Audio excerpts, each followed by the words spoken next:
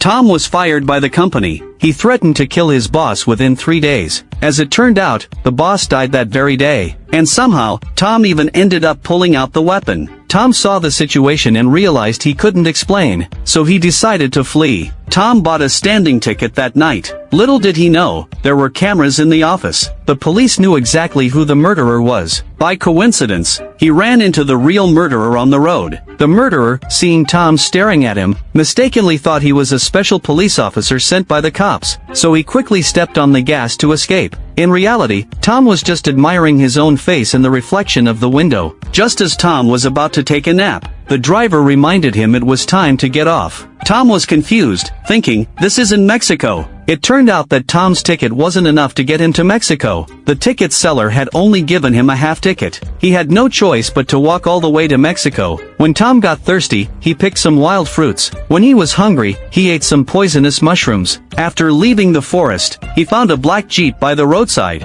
It wasn't just any Jeep. It was the one the murderer had abandoned. He drove the car straight to a nearby motel. When registering, the owner glanced at the newspaper, then at the black Jeep, and promptly called the police. After Tom took a shower, he saw the newspaper, and was puzzled. He had just picked up the car in the wilderness that morning. How did the police know by noon? Angry, he slammed his fists into the wall. His neighbor, the murderer, almost peed himself in fear. He quickly ran to the window to check, and was instantly dumbfounded. Soon after, the police actually arrived. Tom Guy cleverly wrapped a towel around his head, pretending to have just washed his hair. The police didn't even want to talk to him, because he didn't match the height and weight of the murderer. Thinking he was safe, but the boss stood up and pointed out him. Unable to keep up the ruse, Tom quickly turned and pulled a diversion. At that moment, the murderer walked out of the room. The police saw him and immediately engaged in a fierce gunfight. Tom seized the opportunity to escape. Hearing gunshots behind him, he thought the police were shooting at him, so he quickly used his legendary snake-like dodging moves, and even managed to do a somersault into the grass, successfully escaping.